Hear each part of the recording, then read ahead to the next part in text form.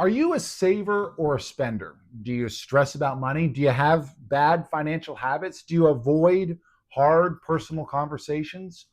All of these relate to the psychology of retirement planning. And while none of these are numbers on a screen, they can absolutely tip the scales, turning a good plan into a disaster. Hi, I'm Chris Sabolsky, and I help people like you retire with dignity, purpose, and your eyes set on the future. This channel's just getting started out, so please like and subscribe. It really helps out. So let's talk about where people's plans are falling apart due to those intangibles. And let's start off with the basics, the saver versus spender mentality. Now, we all know these people, and I think I like to boil down each client into whether they tend to be a saver or spender because it can tell you a lot about where and how they spend their money. So savers have a few problems they deal with right off the bat. They come into retirement with an accumulation mindset, and we have to shift that into a decumulation mindset. They've been saving, building, and you need to give them permission to enjoy their money. It's important to show them that, hey, with the right withdrawal strategy, whether that's using the 4% rule or just using some sort of withdrawal strategy, that they can be confident spending a certain amount each month or year and understand that they'll have guardrails to protect them from running out of money. Savers also are really great candidates for talking about tax efficiency because they're not withdrawing money as aggressively as spenders usually are. We can coordinate withdrawals across taxable, tax efficient accounts to minimize their lifetime taxes. So for savers, it's really more about legacy versus lifestyle. We want to clarify whether their goal is to preserve wealth for their heirs or maximize it for their own personal enjoyment. There are some savers that really have been saving towards a goal, or maybe that goal is just peace of mind, travel, hobbies. But when I talk to people who are savers, they're the ones who you have to get to verbalize their goals and make them see that their goals are achievable and they're achievable without bankrupting them. Savers need someone to tell them that they can. You can spend money, you'll be okay. If you're a saver, you've saved, you planned, you've gotten to a point where you can retire, and now it's time to reap the benefits of all that hard work that you've had in getting here. Now, a spender, on the other hand, is someone that's the opposite of a saver. These are people who every month they're racking up credit card debt, even if they have enough money to pay for that credit card. They're always looking for the next thing to experience. Now, this isn't necessarily a bad thing, but spenders need to be reined in. Spenders need to be told what their limits are, and spenders really need to work with their financial advisor because they need to know to what extent they can enjoy themselves. I have clients who absolutely love collecting wine. It's been their passion and their hobby their entire lives. When they came to me, they were spending about $5,000 a month buying wine. They were about to retire, and they frankly couldn't afford to spend that amount of money on wine every month once they retired. But their wine collection was really large, and they knew that they had to pull back from spending so much. So what they wanted from me was to tell them what they could buy with wine each year. They wanted to know what the limits of their spending could be.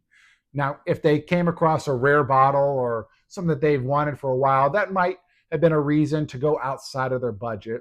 But they would come to me and say, hey, we want to do this. Is it part of the plan? Is it okay? This is really expensive.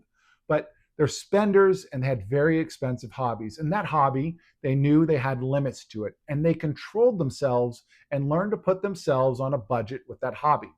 Now, spenders are more comfortable using their savings, but they may risk overspending or underestimating their longevity, right? A lot of times, spenders are living day to day, week to week, month to month, enjoying things as they go.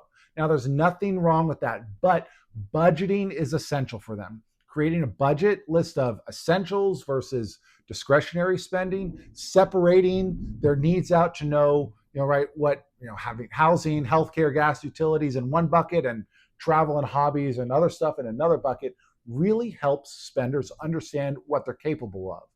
The other issue that spenders have is the longevity risk. A lot of times spenders will underestimate how long they're going to live because they're living in the moment. I like to plan for most of my clients living to 90 or 95, and driving that point home to a spender can really highlight the need for them to have or save a larger nest egg for longer. Now, that might mean telling a spender to put off that trip or not buy such a large vehicle or house or whatever it is. And another problem that spenders often have is not understanding inflation. If you're planning on living for 30 years or more, it's more than likely that the cost of goods are going to double in that time. And there's going to be down markets where their portfolio might suffer for a year or two, maybe even more. So having built-in budget, having the spender understand that inflation risk and market risk are really creating different income buckets, so they understand that if they live longer, if the markets are down, that we create buckets so that they don't run out of money. Let me give you a stat from T. Rowe Price. They said about 70% of retirees behave like savers. They adjust their spending to preserve their assets. Well, only 30% are true spenders who draw down balances steadily. So understanding your tendencies can really help you tailor a plan to what feels right, not just financially, but emotionally. That brings me to our next point, stress. Stress and money, they've always gone hand in hand. But you can watch that stress melt away when people start to see things clearly. Stress is usually a function of the unknown. And truthfully, we'll never know the complete future. But when someone sees a roadmap of what's coming in, what's going out, it's like flipping the lights on. Clarity replaces the chaos. And when someone who's really stressed about their money knows that their money will last not just for a few years, but for the long haul of their retirement, that fear of running out, it starts to fade. So someone who has a ton of stress around money needs to see structure, like where's the income coming from? Is it Social Security? Is it pensions? Is it a structured withdrawal strategy? Maybe buying an annuity or something like that. People feel lighter and better when they understand the why behind their spending. So when every dollar supports a goal, whether it's travel, health, utilities, legacy, it's not just money, it's meaning.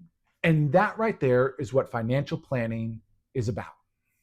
So stress and money might always be linked, but with the right plan, the right guide, and the right mindset, you can watch that stress melt away. So I want to talk about something nobody wants to address, but it's our bad habits, specifically bad money habits. We aren't going to get in too dark here about really bad habits, okay? So one of the big bad habits I see for early retirees is what I call the bank of mom and dad. It's where you're spoiling those adult children or grandchildren. And look, generosity is great, but consistently bailing out your grown kids can drain retirement savings and really delay their financial independence. I've seen it where parents are paying rent, mortgages, helping out for daycare, helping kids get businesses off the ground. And none of these things in and of themselves are bad, but in the aggregate, your retirement plan should be about you. Those kids, especially adult kids, should be able to take care of themselves. Now, I'm not saying you should never help your kids, but obviously this comes in moderation. In those early years, you're running hard, and if you have a bad health event, you can really run hard into a brick wall. If you have a bad back, bad knees, bad hips, you let that snowball, you might come to a point in your life where having that issue addressed can be life-threatening. So skipping out on checkups, delaying treatment can really lead to costly medical emergencies and lead to needing higher levels and more expensive levels of care for longer. Another bad habit is obsessing over investments constantly, checking your portfolio, reacting emotionally to the market. It can really lead to poor decisions and unnecessary stress. So if you're that type of person who checks your account every day, well, there's nothing inherently wrong with that, but if it's causing you stress, if it's causing you to stay up at night, you oftentimes just need to log off. There are things in life that we can control and can't control. We can control how much risk we take in an account. We can control how often we rebalance. We can control whether we buy more stocks or more bonds. We can't control whether stocks go up or whether bonds go up. We can't control what Congress does. We can't control tax rates. There's so much outside of our control that we really just need to ignore that noise. So if you're that type of person who obsesses over your investments, it can really lead to some bad decisions. Two smaller bad habits are procrastination on your estate plan and neglecting cybersecurity. These come up with old age, right? You're getting closer to the day that, eventually you're going to die. And if you don't have a will or trust or your beneficiary is updated, you can create financial chaos for your loved ones. Having a simple will in place is the most important thing you can do for your beneficiaries. Think about it. When you pass, there's a lot of emotional turmoil going on. And not having those documents can cause just chaos. It's malpractice for your family. And the other thing is neglecting cybersecurity. Seniors are constantly targets of scams, and you need to protect yourself by having your passwords put in a safe place, using long password, various passwords, having your friends and family involved in that. I had a client a couple of years ago who had a crypto account worth about $250,000. He received a call from a scammer posing as someone from the investment company that was holding it. They said his password had been hacked. They needed to get some information. Long story short, he lost $250,000 of crypto. Because of that, please pay attention. Be on top of your cybersecurity. So a retirement plan that doesn't give you purpose is a retirement plan that's going to fail. So what do I mean by purpose? So retirement isn't just about leaving work. It's about finding new meaning. Without hobbies, goals, social engagement, boredom and depression can set in, and it's more common than you think.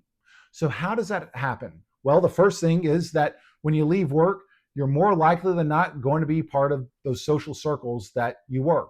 Again, you have to find new friends, especially if you move. I see a lot of clients who will follow their kids or grandkids around the country. That's great, but now you have to find an entirely new community. Or if work was your entire life and now you're no longer doing the 9 to 5, you have to find new friends. And without any actual effort to build new connections, you can often feel isolated.